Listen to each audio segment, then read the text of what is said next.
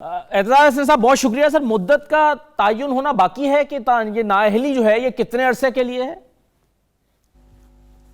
ये इस पे तयन तो होना चाहिए यकीनन। और नाअहली ताहयात जो है ये बज़ाहिर बादियुन नज़र में तो ये गलत ही लगती है। ये फैसला ये किस तरह एक शख्स को एक जुर्म या एक खता की बायस ताहयात उससे कोई हक ले लिया जाए नुमाइंदगी का।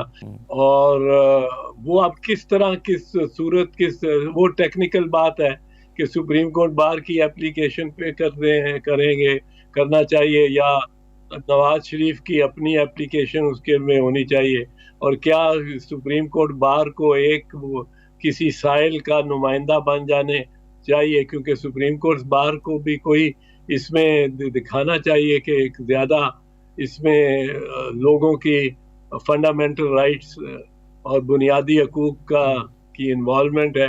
अगर एक ही केस लेके गए तो उससे जरा लगता है कि तरफदारी हो रही है और सुप्रीम कोर्ट बार अपने आप को गैर जानिबदार अदारा पाएगी। तो आपको लग रहा है कि सुप्रीम कोर्ट बार एसोसिएशन किसी एक शख्स का मुकदमा लड़ रही है? एतजाज हसन साहब,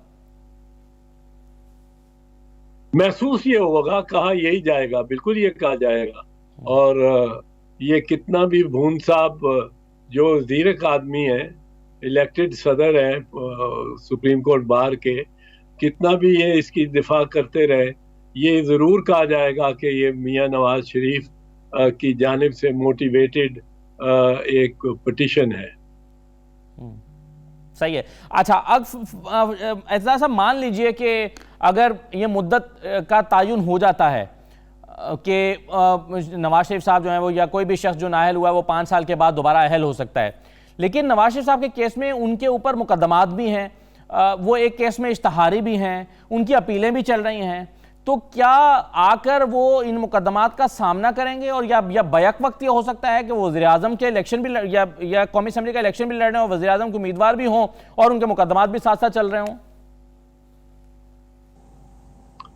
नहीं, ये अगर तो कॉन्विक्ट हुए, अगर तो उनकी कन्विक्शन बरकरार रहती है दरी असना और इलेक्शन होते हैं, तो फिर तो वो नाअहल होंगे, फिर भी वो नहीं लड़ सकेंगे इलेक्शन और उसमें उम्मीदवार नहीं हो सकेंगे और फिर प्राइम मिनिस्टर के कैंडिडेट उस सूरत में नहीं हो सकेंगे। और अगर उनकी कन्विक्शन सारी जितनी भी उनकी हुई हुई है इस वक्त, वो सारी मुस्तरद की जाती हैं, उनको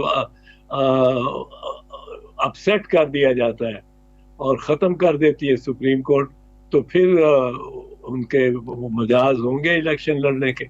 या मेरा ख्याल है इस्लामाबाद हाई कोर्ट में भी कोई एक आध केस चल रहा है, अपील चल रही है। एतजाज साहब, आप क्या नवाज शरीफ को वापस आता हुआ देखते हैं अपने मुकदमात का सामना करने के लिए? जैसे कि पार्टी में कई लोगों की तरफ से दावा किया जा रहा है, कुछ सहाफ़ी भी दावा कर रहे हैं कि वो वापस आ रहे हैं, मुकदमात का सामना करेंगे, और फिर इस पर दूसरी राय पीटीआई की तरफ से ये है कि वो वापस अगर आ भी रहे हैं तो खुद नहीं आ रहे हैं, उनको धकेला जा रहा है क्योंकि उनकी जो मुद्दत है, जो उनका वहां पर स्टे है, वो गैर कानूनी हो चुका है, तो उनकी वापस आना उनके लिए मजबूरी है। ये भी बात मेरी इतला के मुताबिक दुरुस्त है।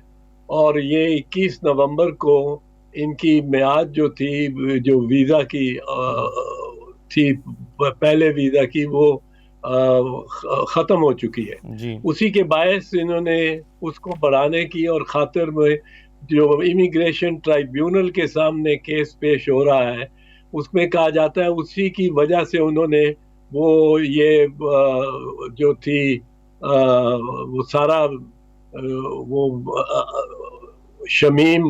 राना शमीम वाला बयान हल्फी वो दिलवाने की कोशिश की, अपने पास रखा, लेकिन अभी तक किसी अदालत में पेश करने की उनको इतना जुर्रत नहीं पड़ी।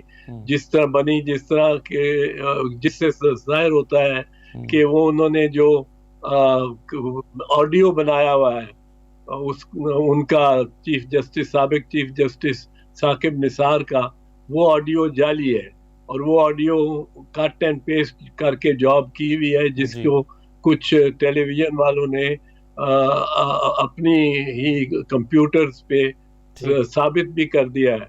ठीक। कि वो आवाज कहीं से लेके किसी और तकरीर से लेके अल्फाज को जोड़ के और ये मतलब बना लिया है कि बीबी मरियम बीबी और नवाज शरीफ की जमानत ना होने पाए। जी। तो वो वैसे भी अनहोनी सी बात लगती है कि चीफ जस्टिस पाकिस्तान किसी रजिस्ट्रार के हाथों किसी जज को, ऐसे जज को पैगाम दे रहा होगा जी, जो जी। जज उस बेंच पे बैठा भी नहीं, सही। लेकिन राना शमीम की खातिर वो ये जरूर कर देगा ताकि नवाज शरीफ को उसका बड़ा फायदा हो जाए।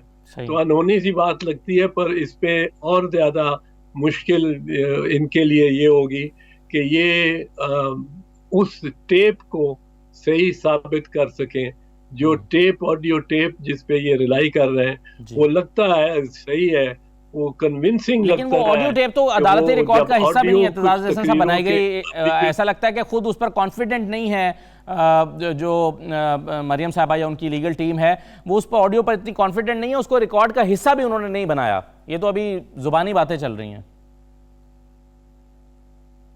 वो कभी नहीं, वो उन्होंने देखे जो एक डॉक्यूमेंट को रिकॉर्ड का हिस्सा बनाया भी तो जी। वो भी गलत साबित हुआ, जैसा कुलिब्री फॉन्ट वाला था जी, जी। लेटर, या वो खत था वो कतरी प्रिंस वाला, जी। वो खतूत इन्होंने जमा कराए और दोनों पे खतूत पे बहुत सारे शुबात हैं ठीक। कि वो जाली हैं और उन पे एक अलहदा बहस है।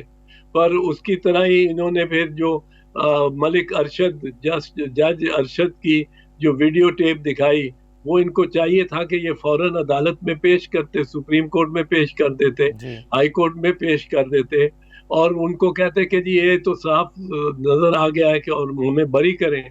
लेकिन 2 साल गुजर गए, वो किसी अदालत में पेश नहीं की, हालांकि मैंने पहले दिन ही कहा था कि ये अगर पेश करेंगे तो इनको बड़ी जल्दी रिलीफ मिल सकती है। ठीक है, लेकिन वो भी लगता है कि उसमें भी कोई जोड़ तोड़ किया एक सवाल सर मैं आपसे और करना चाहता हूं, फिर मैं बाकी मेहमानों की तरफ बढ़ता हूं। मैं एक सवाल आपसे और है और वो सियासी नोयत का सवाल है। शहबाज शरीफ साहब के हवाले से पार्टी के अंदर मुख्तलिफ लोगों ये ऐलान कर रहे हैं कि जी पार्टी के वज़ीर आज़म अगले के उम्मीदवार शहबाज शरीफ होंगे, तो आपका इस पर सियासी तबसरा क्या है? ये फैसला कहीं पर आपके ख्याल में हो गया है कि शहबाज शरीफ वज़ीर आज़म के उम्मीदवार हैं और मरियम साहबा नहीं होंगी, ये तय पा गया होगा आपके ख्याल में? नहीं, शहबाज शरीफ को अब उन्होंने पवेलियन में पैड और बैट बना के बिठा दिया है, जिससे नजर आए कि नेक्स्ट बैट्समैन है। वो इससे चाहते हैं कि वो उनको राजी करें जो इनके बारे जिनके नाम ले लेके, यानी जो इनकी एस्टेब्लिशमेंट है उनको राजी करने का एक तरीका है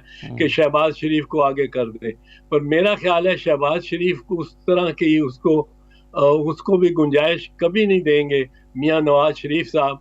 जब मरियम की मतलब है तवक्को हो कि मरियम भी वजीर आजम, अगर इनको बहुत से अगर लगा के इनको मौका मिलता है एक दफा और वजारत उज़्मा और हुकूमत बनाने का, जिसके मुझे बहुत तहफ़्फ़ुज़ात है कि वो एनालिसिस में हम अगर जाएं तो नहीं हो सकता, लेकिन अगर मिलता है तो वो मरियम की बजाय शहबाज शरीफ को दे दें, ये मुमकिन मुझे नजर नहीं आता। शहबाज शरीफ इस में वो आपने देखा सुना होगा, और ये जिम कॉर्बेट वगैरह मशहूर शेर के शिकारी जो होते थे, वो दरख्त पे मचान बना के चढ़ जाते थे रात शाम को, और एक गाय का बछड़ा वो नीचे बांध लेते थे दरख्त के ताकि वो चीता या शेर आए और वो उसके लिए आए।